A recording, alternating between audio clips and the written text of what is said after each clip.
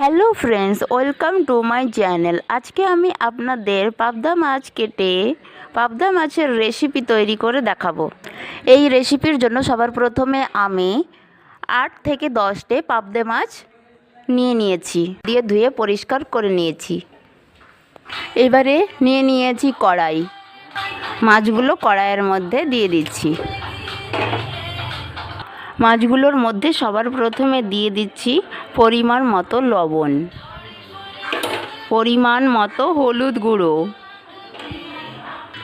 এবারে মাছগুলোর মধ্যে দিয়ে দিচ্ছি পেঁয়াজ কুচি,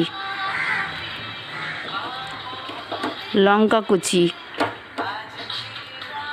এবারে মশলা করার জন্য নিয়ে নিয়েছি কয়েক কোয়া রসুন, টুকরো টুকরো আদা এবং 4-5টে শুকনো লঙ্কা।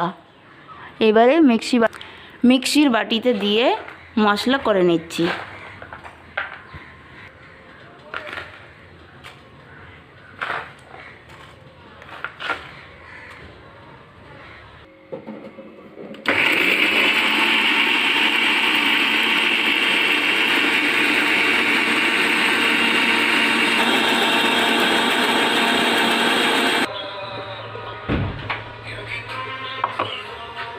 এবারে পরিমাণ মতো দিয়ে দিচ্ছি আদা রসুন এবং শুকনো লঙ্কা বাটা,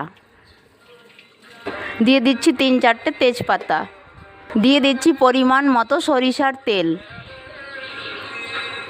পরিমাণ মতো দিয়ে দিচ্ছি জিরে গুঁড়ো,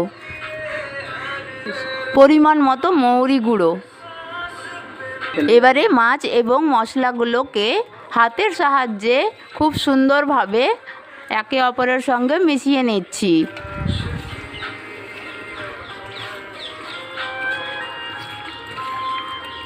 এবারে মাছগুলোর মধ্যে দিয়ে দিচ্ছি পরিমাণ মতো জল।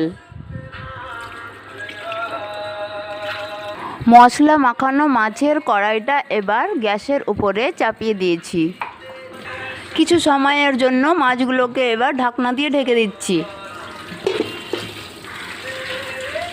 এবারে ঢাকনাটা সরিয়ে আপনাদের দেখিয়ে দিচ্ছি। মাছগুলো প্রায় রান্না হয়ে এসেছে। পাবদা মাছের রেসিপিটা পুরোপুরি কমপ্লিট হয়ে গেছে, তাই আমি এখন ঢেলে নিচ্ছি অন্য পাত্রে।